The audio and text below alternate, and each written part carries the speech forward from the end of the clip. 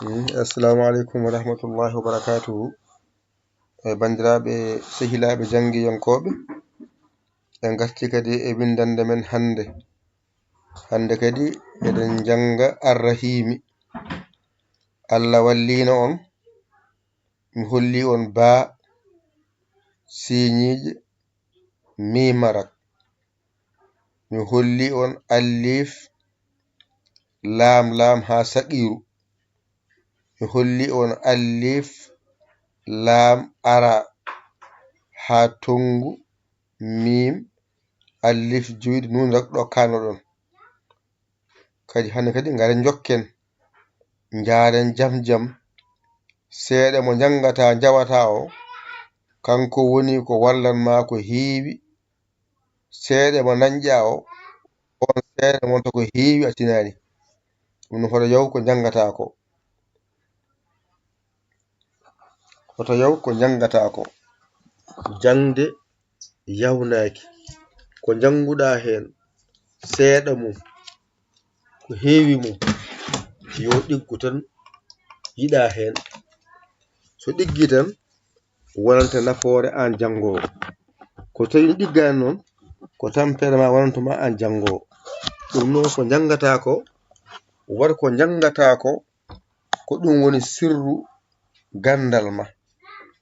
Jangde sa wawa limto, a wawa hijjo, andu yeeso tampinde tan.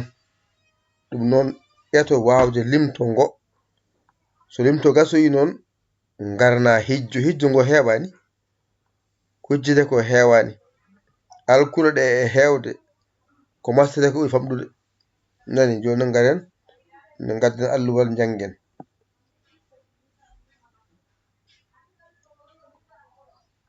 Ɗum ɗo henna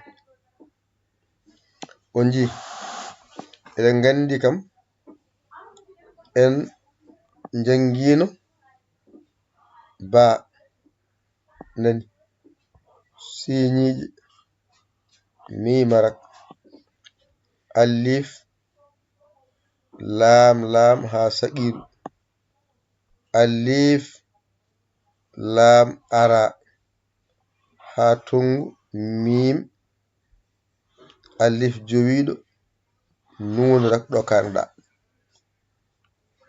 Kadi hande jangata ko alif, ay alif o arti, ay lam arti, ara arti, ay ha tongu arti, ko juburya tan ɓeydiɗo, ay juburya nani, mimarak arti. Ay yawi wadde ɗum ɗo woni bismillahirrahmanirrahimi.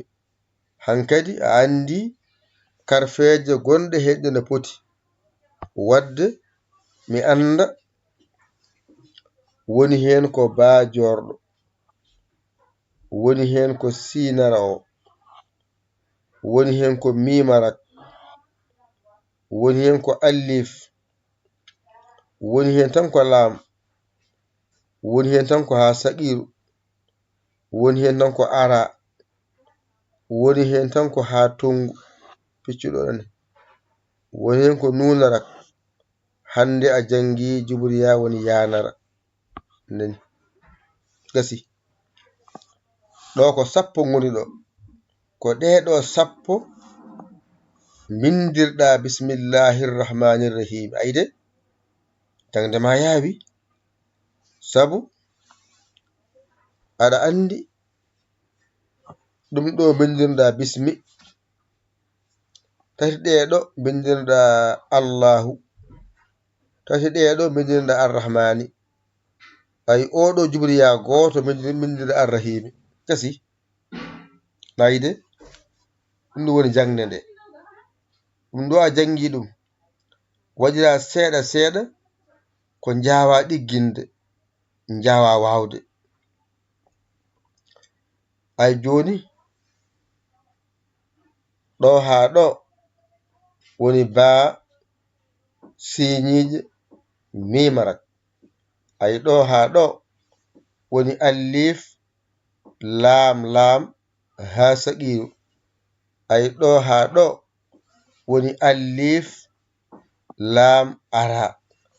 ay ɗo tuggiɗo ha ɗo ko ha tongu mim alif jowiɗo nunarak. ay ɗo ko alif lam ara. ɗum ɗo henna ha ɗo ko ha tongu e juburiya mimarak kasi. ɗum sa waɗi ni noon gitta ko mbaɗɗa les ko.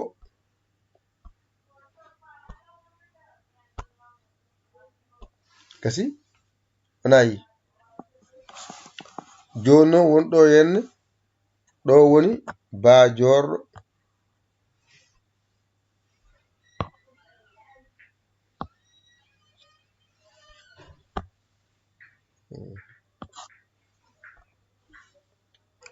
ɗo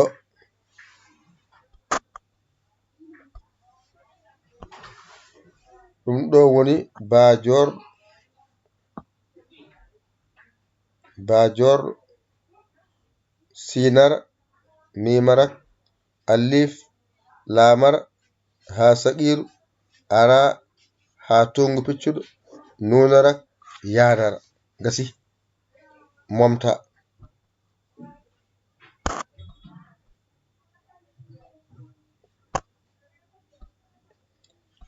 banani siñiɗi mimarak alif lam way lamara ha saqiru ara ha tongu piccuɗo nunarak yanara won juburiya. gasi momta kadi lesto. gasi joni noon ko ɗeɗo karfeje sappo bindirɗa bismillahirrahmanirrahim. so yama ya jangu ɗum mbaɗani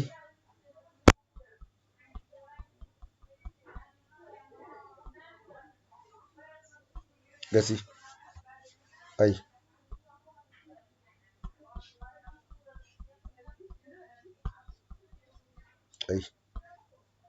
onayi de. gasi mbiya ba mbiya siñiƴe mimarak ba siñiƴe mimarak. ay ɗo alif lam ha saqiru alif lam ha saqiru alif lam e ara alif lam ara. ay ɗo ha tongu mim alif jowiɗo mbiya nunarak. ɗo no mbiya alif mbiya lam e ara ha tongu toɓɓere wonde wona juburi ya gadda mimarak.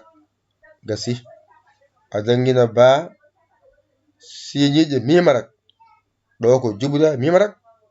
gasi joni noon sa wiyama no foti karfeje goni hen mbiya woni hen ko bajorɗo woni hen ko sinara woni hen ko mimarak woni hen ko alif woni hen ko lamara woni hen ko ha saqiru woni hen ko ara woni hen ko ha tongu piccuɗo woni hen ko nunarak woni hen ko yanara noon e juburiya ko gotum.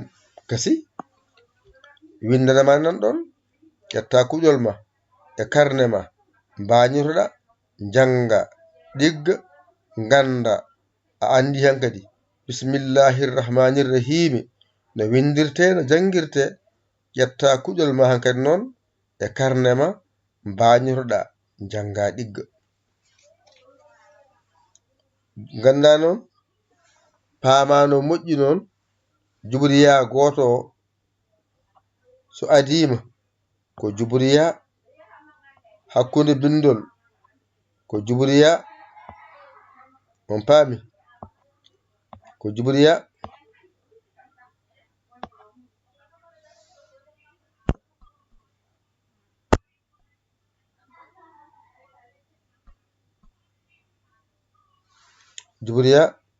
sa waɗi ni yanara fuɗɗi arde ni yorit ni walla ha ɓola yanara ɗum ɗo jangete e ya jubriya so adima walla hakkunde ko jubriya sara bindol ko yanara walla yorit walla yanara ni foti ko jangete e ya e hewde ko ɗo haaɗi wadde yanara o woni jubriya yorit ko jubriya e yanara yorit ko gotum ɗo jangete e nder ko fata e ya wadde hankadi en gayni bismillahirrahmanirrahim on kollama kala harfere so adima no wayata hakkunde no wayata sara no wayata alama wonde hay goto no wayata gasi ɗo to woni jangde nde wadde alluɓe gonɗe toon ɗe sa fof on jangatɗe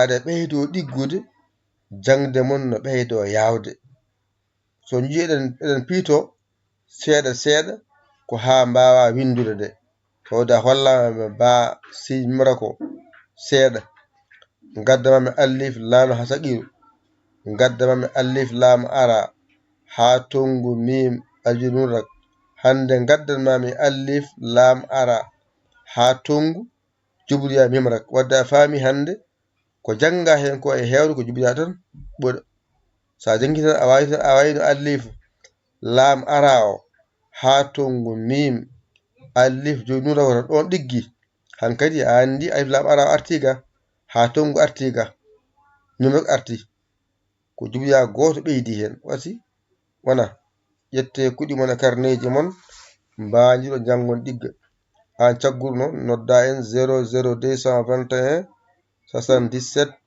906 14 81 mbaɗa yaya mbaɗa linji ha WhatsApp o caggiruɗa walla an keso jiɗo nadde o bisimilla ma garano kalna sarɗiji ɗi adi belma naata a yiɗa gacca ndeja kadi on wonɓe jangoɓe hemɓe kadi banggueji goɗɗi ɗi mbaɗa hen balle moɗon e jingere moɗon mbaɗa hen balle moɗon e jinguereji moɗon numéro o nan ɗon ko 00221 77 906 14 81 yayali mbaɗa ko mbawɗa bakkiroɗa hen aɗa walla julɓe ɓe no janggiri kala gonɗo hen janga so waɗi hen walli jangde walla goɗɗo jangowo hen a jangani an ni kono jangoɓe mballa kamɓe janga yo Allah hokke en nande e famde